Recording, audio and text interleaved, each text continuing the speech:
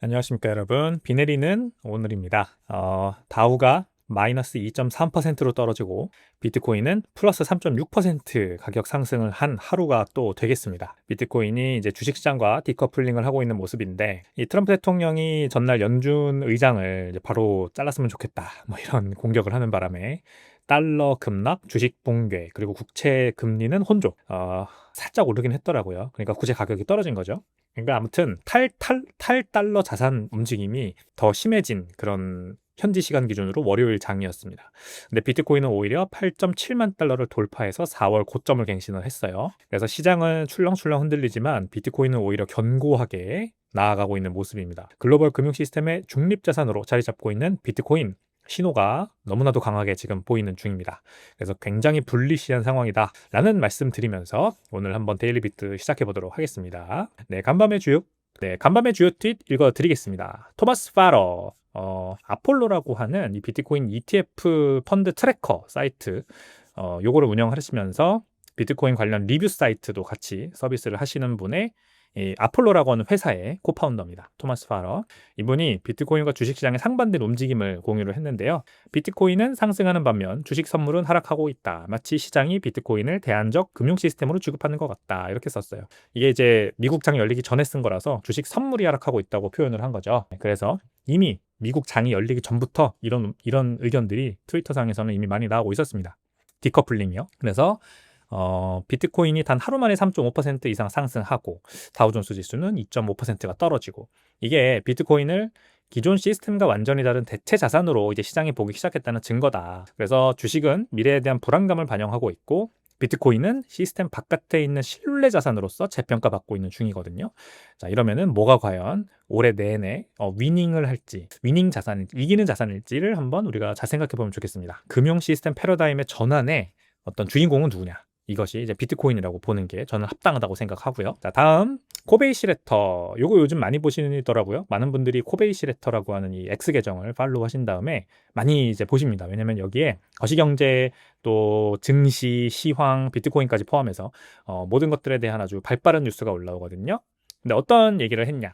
트럼프의 비관세 부정행위 리스트가 금가격 강세의 촉매제다 그랬어요. 그래서 여기 제가 이제 트럼프 대통령이 뭘 올렸는지도 같이 사진을 첨부를 해놨는데, non tariff cheating, 비관세 부정행위, 이렇게 해석을 하면 되겠죠. 그러면서 이렇게 8가지가 있습니다. 이게 그러니까 단순히 미국으로 수출을 하는 국가들한테 너네 미국산 수입품에 대해서 그 관세 매기지 마.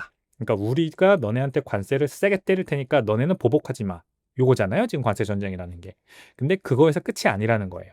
예를 들어 다른 나라를 통해 우회 수출을 하면서 관세 혜택을 받거나 외화 그 자국 통화 가치를 일부러 절하시켜서 수출 기업들한테 혜택을 주거나, 그다음에 미국산 제품에 지나치게 많은 부가가치세를 매겨서 이 미국산 제품 가격이 경쟁 우위를 잃게 만들거나, 이런 것들을 다 포함해서 이게 다 지금 사실상 관세다. 미국한테 관세를 먹이는 거다. 너네 이거 다 철회해라 라고 하는 거거든요. 이게 금 가격을 밀어올리는 요인다라고 코베이시 레터는 본 거예요. 왜 그러냐면 이게 사실 엄청난 공격, 전방위적인 공격입니다. 단순한 관세, 양국 간의 관세 문제가 아니라 기술 기준, 농업 규제, 환율, 보조금, 뭐 거기다가 부가가치세까지, 이 모든 영역을 다 공격 대상으로 삼고 있는 거라서, 이러면 이제 진짜 글로벌 공급망이 마비되고 전통 자산에 대한 불신이 키워지고, 이제 기업들 실적 전망치는 계속 낮아질 거고, 그런 이제 움직임 때문에 금 가격이 올라간다 이거예요.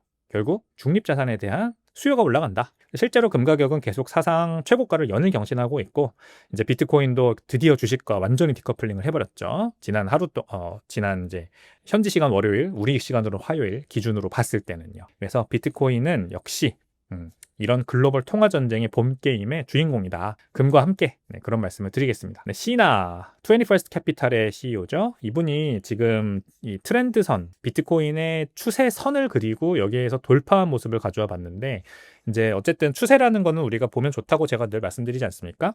그래서 25년 초 대비해서 비트코인이 이제 한번 10만 5천 불 찍고 쭉 내려오던 고점과 저점을 계속 낮춰가면서 떨어지는 추세였는데, 그래서 고점을 이은 추세선, 그리고 저점을 이은 추세선을 딱 그렸을 때 이 삼각 수렴을 하는 모습을 보이면서 내려오고 있다가, 드디어 이번에 간밤에 비트코인 가격이 상승하면서 드디어 이제 이 추세선을 뚫고 올라가 버렸죠. 요거에 대해서 이 시나가 조명을 한 겁니다. 미국 자산 전반에 걸친 하락이거든요. 지금 선물, 채권, 달러 모두 하락하고 있고, 그러면서 금은 사상 최고가를 경신하고 있고, 이제 비트코인은 이 하락 추세선을 돌파했어요. 그래서 이게 단순히 그냥 지금 잠깐 뭐 리스크 오프 하자 뭐 이런 지금 움직임이 아니고, 자금이 미국 중심의 금융 시스템을 떠나 중립 글로벌 자산으로 이동하고 있다는 신호다, 이렇게 또 볼 수가 있는 겁니다. 비트코인 가격이 추세선을 돌파한 것만 봐도 알 수가 있는 거죠. 그래서 지정학적 갈등, 통화정책 리스크, 정치적인 어떤 뭐 갈등 이런 거 피해서 중립성을 갖추고 검열 저항성을 갖춘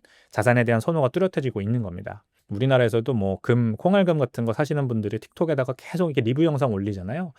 뭐 뭐든지 불안하다는 거죠. 은행 예금도 불안하고, 우리나라도 지금 정치적인 불안감이 상당하지 않습니까? 그래서 뭐 당연히 코스피에 투자하는 거는 너무 리스크가 크고, 뭐 예금도 뭐 금리도 적당하지가 않고, 뭐 투자할 게 뭐가 있겠어요. 미국 주식밖에 없었는데 미국 주식 요즘 안 좋으니까 이제 결국 금을 사시는 거죠. 그렇습니다. 누가 정치로부터 독립된 자산을 보유했는지가 이제 앞으로의 미래 수익률을 결정짓는 시대가 됐다, 저는 이렇게 봅니다. 네, 다음 조 칼라사레. 비트코인이 7, 8만 달러 구간에 강력한 지지대가 형성되어 있다. 이보다 단단한 토대는 없었다. 이 7, 8만 달러대 구간이면 바로 얼마 전 가격이잖아요. 비트코인 가격이 1월 이후로 계속 하락할 때 하방이라고 우리가 얘기했던 게 7만 달러대. 그리고 이제 거기서 조금 더 올라가면 8만 달러대. 그래서 8만 달러대 깨졌다가 올라갔다 깨졌다 올라갔다만 이랬는데, 이게 지금 현재 지지선이라고 봅니다. 이 칼라사레는요, 마치 우리 밑에 거대한 비브라늄이 있는 것처럼 느껴진다, 이런 얘기를 했어요. 비브라늄은 마블 유니버스 최강의 금속이죠. 절대 깨지지 않는. 그래서 어떤 얘기냐면, 이제 지금 현재 사이클이 물론 2013년, 2017년 그리고 2021년 거치면서 계속 지지선이라는 건 있었습니다. 전고점을 뚫고 내려가도 어떤 상승 추세의 지지선을 뚫고 내려가진 않으면서 저점을 다음 사이클에 높이면서 또 신고점을 형성하고, 또 저점을 높이고 신고점을 형성하고, 이렇게 항상 가격이 우상향해왔죠, 비트코인이. 그래서 이번에는 어떨까? 이번에도 이제 비트코인 가격이 뭐 다 올라간 다음에 떨어지면 그러면 어디까지 떨어질까? 요게 이제 항상 우리는 궁금하죠. 근데 이 칼라사레의 주장은 한 7, 8만 달러대로 보인다. 이거를 바치고 있는 수급이 지금 이런 거다. ETF를 통한 기관 자금 유입, 국가 단위의 비트코인 도입, 그리고 비트코인을 재무 전략에 활용하는 기업들의 꾸준한 매입, 요것들이 7, 8만 달러대 가격을 지금 형성하고 있는 거다라는 겁니다. 그래서 이 7, 8만 달러대 가격이 웬만하면 잘 깨지지 않을 거다라는 얘기거든요. 국가, 기업, 그리고 ETF를 통한 기관 자금 유입이기 때문이죠. 단단한 비브라늄이다, 이런 얘기를 해주셨습니다. 네, 마지막 트윗은요, 라자트 소니 CFA 재무분석사, 이분이 비트코인 비판자들에 대해서 한번 쓴소리를 했습니다. 비트코인이 만약에 32만 5천 달러까지 올랐다가 17만 달러로 반타작이 나도 오늘 지금 비트코인을 사기라고 부르는 사람들은 그때도 또 나와서 거봐 내가 뭘 했어라고 할 거라면서 비트코인 비판자들의 태도를 지적을 했어요. 지금 현재 비트코인이 8.7만 달러인데 지금도 비트코인을 사기라고 말하는 사람들 많겠죠? 10만 6천 달러까지 갔다가 어쨌든 지금 떨어졌으니까.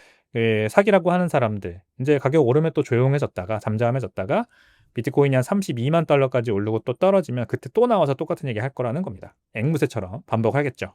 결국 이거를 비트코인을 받아들이는 거는 저는 지능순이라고 생각을 합니다. 뭐 혹자는 굉장히 세계에서 똑똑하다 또는 성공했다라고 평가받는 빌 게이츠나 아니면 뭐 유진 파마 교수나, 그분은 노벨 경제학상까지 받으신 분이니 이런 분들한테 지능순이라는 얘기를 할 수 있냐라고 하지만, 지능이라는 거는 반드시 뭐 어떤 뭐 그렇잖아요. IQ 뭐 이런 문제가 아니라 변화를 받아들이는 능력, 그리고 유연한 사고, 뭐 EQ 감성, 글쎄요, 제가 뭐 전문가가 아니라서 모르겠지만 아무튼 이 모든 것들이 다 포함된 개념이라고 생각을 하거든요. 유연한 사고가 참 모자라지 않나, 그런 분들은. 그런 생각을 일단 해보고요. 자, 그래서 남들보다 먼저 눈을 뜰수록 그 사람의 앞으로 인생 20년이 달라질 겁니다. 계속 앵무새처럼 떨어질 때마다 이거 실패했다고 하지 말고 좀 열린 눈으로 보자. 왜 자꾸 올라가는지, 왜 자꾸 거품이 쌓였다가 무너지지만 또 올라가는지, 이런 것들을 제대로 이렇게 분석하지 않으면 앞으로도 계속해서 실패했다고 앵무새처럼 그 말을 반복을 할 겁니다. 간밤에 뉴욕 시황 말씀드릴게요.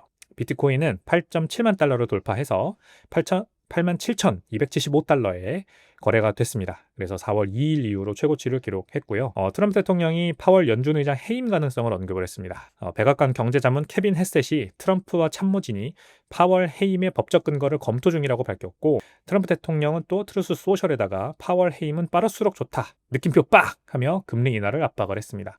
이게 이제 연준의 독립성에 대한 우려 때문에 미 달러 지수가 떨어진 건데요. 달러 가치가 떨어지면 당연히 투자자들은 이 구매력 보존의 수단인 대체 자산을 찾아 나서죠. 근데 원래는 전통의 안전자산은 미국채였는데 지금 미국채도 결국 달러화 자산이기 때문에 그 역할을 못 해주고 있고, 결국 다 금으로 흘러 들어가고 있는 중입니다.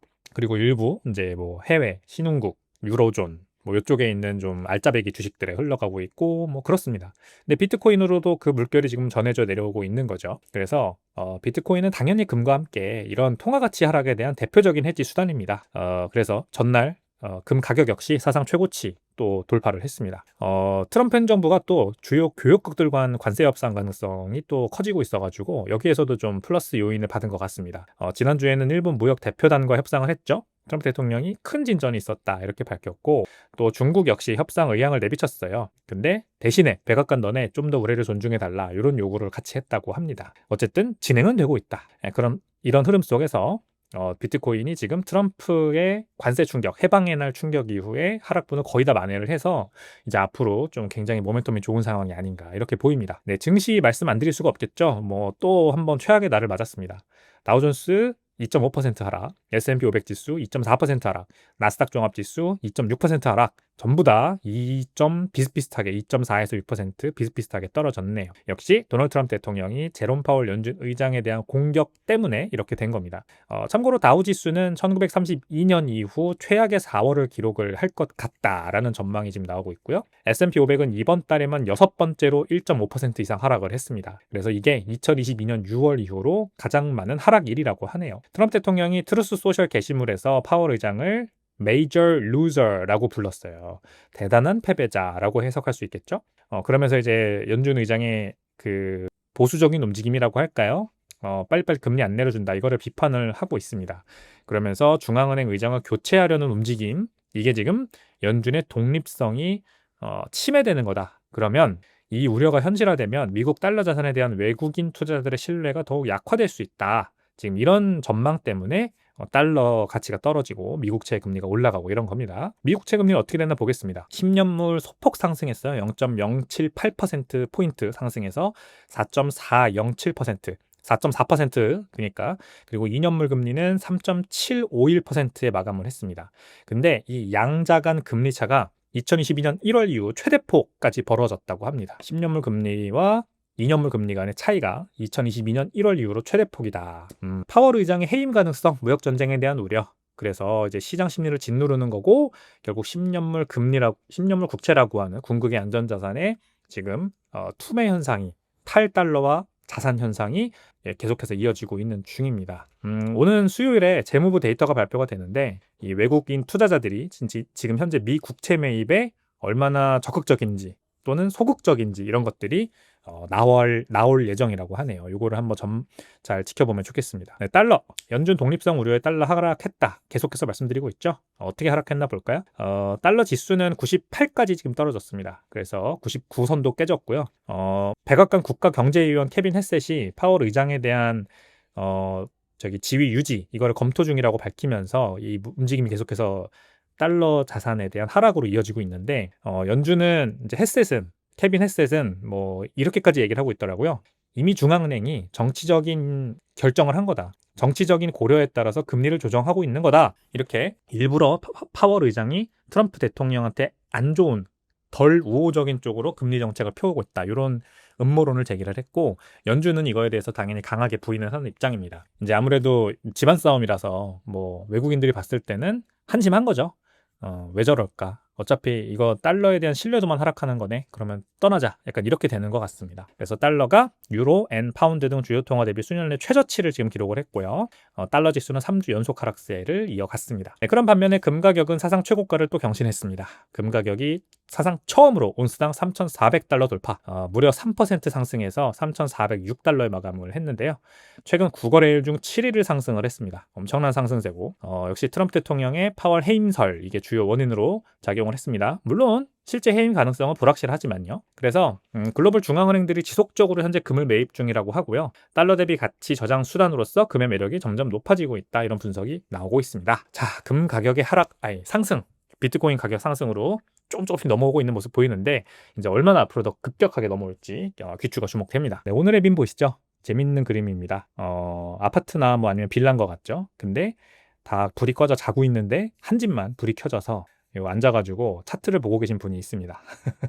알트코인 트레이딩을 하는 투자자를 간접적으로 묘사를 한 거고, 알트코인 트레이딩은 인생의 낭비다, 이런 제목이 되겠습니다.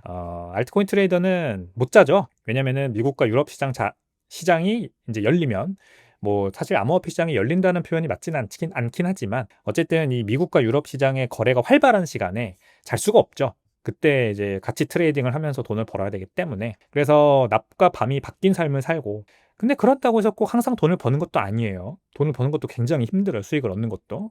그래서 오히려 수면 부족과 스트레스, 그다음에 직장에서는 집중력 저하 때문에 업무 성과 내려가, 거기에 인간관계 단절돼, 이래서 삶의 질이 점점점 나빠지는데, 그럼에도 불구하고 큰 돈은 벌지 못하는 이런 악순환에 빠지게 되는 겁니다. 근데 반면 비트코이너는 다르죠. 트레이딩이 아니라 축적, 시장 예측이 아니라 신념, 불안정한 수익이 아니라 장기적 자유를 추구하기 때문에 밤에도 두 다리 쭉 뻗고 잘 수가 있습니다.